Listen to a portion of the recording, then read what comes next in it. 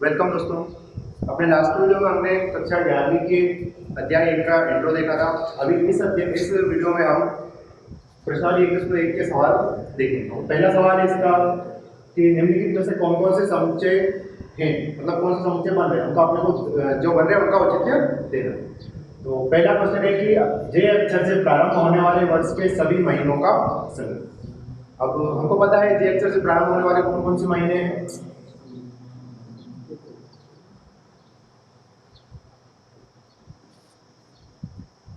जनवरी, जून और जुलाई,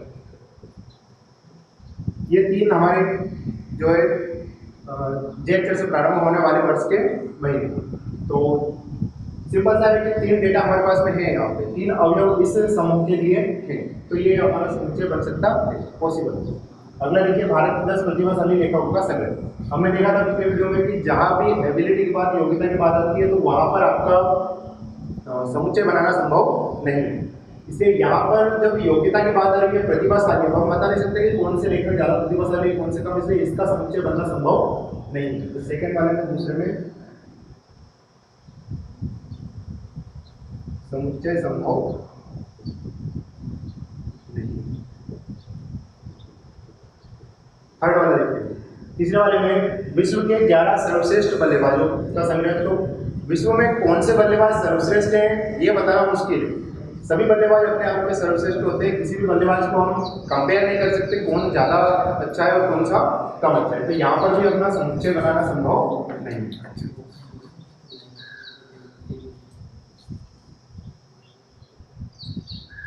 अगला है आपकी कक्षा के सभी बालकों का संग्रह। तो किसी भी कक्षा के बालक एक लिमिटेड संख्या में होते हैं, 10, 20, 30 कितने भी हो सकते हैं।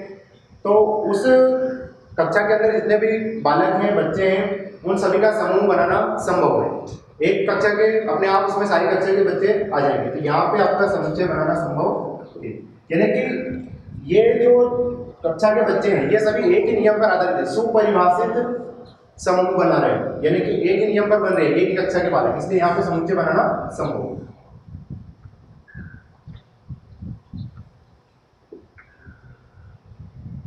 अगला क्वेश्चन देखते हैं, 100 से कम सभी प्राकृत संख्याओं का संग्रह। प्राकृत संख्याएं 1 से स्टार्ट होती हैं और अनंत तक जाती है। यहाँ इस क्वेश्चन में एक नियम दिया उन्होंने कि 100 से कम लेना है, यानी कि 1 से लेके तो जितनी भी है 99 तक हमको प्राकृत संख्याएं लेना है। तो इस वाली कंडीशन में भी हमारा समुच्चय बनाना संभव है।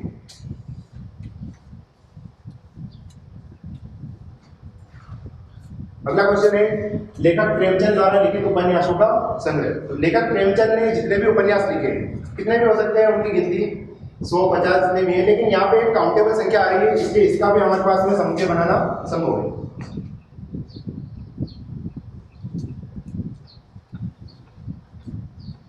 अगला प्रश्न देखते हैं, सभी समपूर्णांकों का संग्रह। तो सभी समपूर्णांक की बात कर रहे हैं, समपूर्णांक के अंतर्गत हमारे आ जाते हैं सभी समपूर्णांक, यानी कि 2 से लेके, तो 2, 4, 6, 8, 10, 12 जो भी जहां तक भी जाएगा, तो इसका भी समुच्चय बनाना संभव है।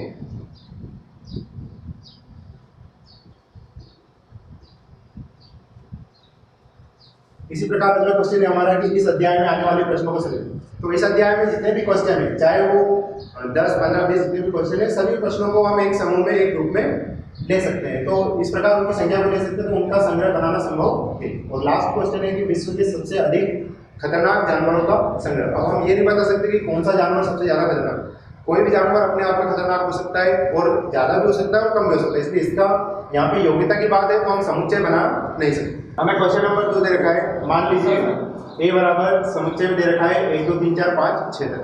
अब इसमें हमें कुछ रिक्त स्थान दे रखे हैं, इनमें बिलोंग्स या बिलोंग्स टू, यानी कि इससे संबंधित है या संबंधित नहीं, इस चिन्ह का हमको प्रयोग करना है। तो पहला क्वेश्चन दे रहा है हमको रिक्त स्थान 5, रिक्त स्थान 1, यानी कि जो 5 है हमारा इस समुच्चय में आता है। देखते हैं इसमें 5 आ रहा है समुच्चय के अंदर, तो यहाँ पे पहले रिक्त स्थान में हम लिख देंगे बिलोंग्स टू। सेकंड है हमारा 8 और रिक्त स्थान दे रखा है, तो 8 इस समुच्चय के अंदर नहीं आ रहा है, इन संख्याओं में केवल 6 तक अंक है, 8 इसके अंदर नहीं है, तो यहाँ पे हम चिन्ह का प्रयोग करेंगे बिलोंग्स टू नॉट, यानी कि इससे संबंधित इसमें नहीं आ रहा। अगला क्वेश्चन है 0, तो समुच्चय के अंदर हमारा 0 है नहीं, तो यहाँ पे भी अपना बिलोंग्स टू नॉट आ जाएगा। अगला क्वेश्चन है 4, तो 4 आ रहा है, इसलिए यहाँ पे बिलोंग्स 2 आ रहा है तो 2 भी यहाँ पे अगले क्वेश्चन में है, बिलोंग्स टू हो जाएगा। और 10 इस समुच्चय में नहीं है इसलिए बिलोंग्स टू नॉट। तो क्वेश्चन नंबर 3 में हम देखते हैं कि निम्नलिखित समुच्चयों को हमें रोस्टर रूप में लिखना है। रोस्टर रूप में देखा था प्रत्येक अवयव को अलग अलग लिखना है। यहाँ पर समुच्चय ए में x सज्जन x एक पूर्णांक है, यानी कि x इस प्रकार है कि एक पूर्णांक है और -3 less than x less than 7, यानी कि -3 से तो x क्या है बड़ा है और 7 से छोटा है। तो ऐसा पूर्णांक हमको इसमें लेना है जो -3 से बड़ा हो और x से छोटा हो। तो पूर्णांक हमारे स्टार्ट होते हैं ऋणात्मक संख्याएं 0 और धनात्मक, यानी सारी चीजें इसके अंदर आती है, लेकिन हमको जो कंडीशन दे रही है उसके हिसाब से लेना है। तो पहले वाले का आंसर हो जाएगा ए। अब समुच्चय में कहां से लेना है? -3 से बड़ा। माइनस में उल्टा होता है, जो छोटी संख्या होती है वो बड़ी होती है और जो बड़ी संख्या वो छोटी। तो यहाँ पे आ जाएगा अपना -2 -1 फिर उससे बड़ा 0 फिर 1 2 3 4 5 और कहाँ तक जाना है? 7 से छोटी संख्या लेना है तो 6। ये हो गया हमारा पहला आंसर कंप्लीट। सेकंड क्वेश्चन है हमारा समुच्चय बी में x इस प्रकार है कि संख्या 6 से कम एक प्राकृत संख्या है। तो संख्या 6 से कम अपने को प्राकृत संख्या लेना। प्राकृत संख्या 1 से लेके तो अनंत तक, लेकिन हमें कहाँ तक लेनी है? केवल 6 तक, यानी 6 से कम। तो सेकंड वाले का हमारा रोस्टर फॉर्म हो जाएगा 1 2 3 4 और 5। अगला क्वेश्चन है x इस प्रकार है कि 2 अंकों की एक प्राकृत संख्या है, दूसरा इसमें अंकों का योग 8, यानी कि ऐसे लेना हमको 2 अंकों की प्राकृत संख्या। अब प्राकृत संख्या 1 से अनंत तक है तो इसमें 2 अंक 3 अंक सारे अंक आ जाएंगे। यहाँ पर कंडीशन ये दे रखी उन्होंने कि उनके अंकों का योग आना चाहिए 8। तो इसमें हमारे आ जाएंगे स्टार्टिंग करेंगे हम 2 अंक की सबसे जो छोटे लेवल से, यानी कि पहला आ जाएगा हमारा 70। इसके अंकों का योग अगर हम देखें तो 7 और 1 8 और ये प्राकृत संख्या। फिर इसके बाद में आ जाएगा 26, इसके भी अंकों का योग 8 आ जाएगा, 6 और 2 8। फिर आगे बढ़ेंगे तो 35 फिर 44। इस तरह से जो संख्याएं जिनके अंकों का योग 8 आता जाएगा वो सारी संख्याएं हम इसमें लिख जाएंगे। इसके बाद में आएगा हमारा 53 फिर 62, उसके बाद में 71 और लास्ट में 80। ये सारी वो संख्याएं हैं जो इस कंडीशन को पूरा करती है, यानी कि 2 अंकों की प्राकृत संख्या होना चाहिए, 2 अंकों की प्राकृत संख्या है, दूसरा इनके अंकों का योग 8 होना चाहिए, तो इनके अंकों का सभी का योग 8 आ रहा है। Question number 4। क्वेश्चन नंबर 4 में हमारा x एक अभाज्य संख्या लेना है जो कि 60 का भाजक होना चाहिए, यानी कि एक ऐसी अभाज्य संख्या जिसमें किसी अन्य संख्या का भाग ना जाए, और दूसरा वो जो अभाज्य संख्या है वो होना चाहिए 60 की भाजक, यानी कि उस अभाज्य संख्या का 60 में भाग जाना चाहिए। तो यहाँ पे इसका जो रोस्टर फॉर्म है वो बन जाएगा 60 का जितने भी संख्याओं का 60 में भाग जाता है वो सारी संख्याएं लिख लेते हैं सबसे पहले। तो 60 के भाजक 1 का जाता है, लेकिन 1 ना तो उसमें आएगा, कंडीशन को पूरा नहीं करेगा भाज्य और भाजक। 2 का सबसे छोटी अभाज्य संख्या है 2 जो कि सम संख्या भी है, तो ठीक है 2 का 60 में चला जाता है आराम से। फिर इसके बाद में आता है हमारा 3 का भी आराम से चला जाता है। 3 के बाद में आता है 5 का भी 60 में चला जाएगा। और इसके बाद में फिर आती है हमारी संख्याएं 6 का भी चला जाता है। 6 के बाद में आएगा 10 के बाद में 12, इस प्रकार से वो भी आ सकती है हमारी 15 का आएगा।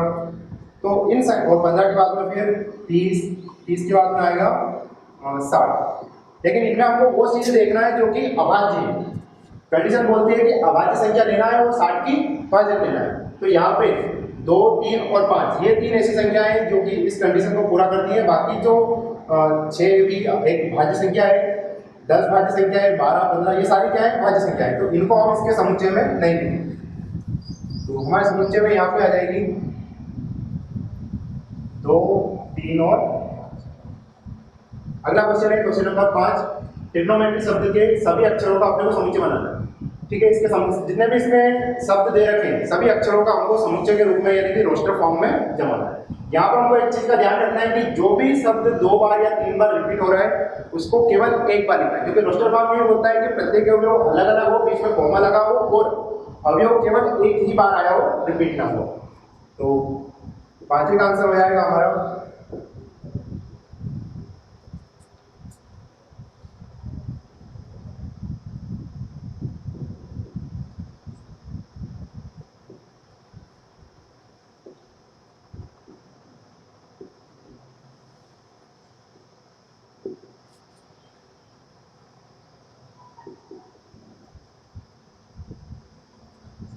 इस प्रकार से। यहाँ पे हमारे R 2 बार है तो इसको हम एक बार लिखेंगे, O 2 बार है इसको एक बार लिखेंगे, और जो संख्या 2 बार आ रही है वो केवल एक ही बार लिखेंगे, कोई भी संख्या रिपीट नहीं होगी।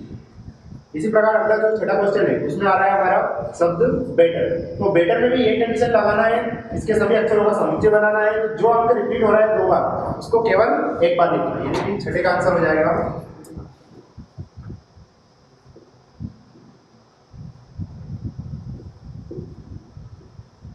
इस प्रकार से।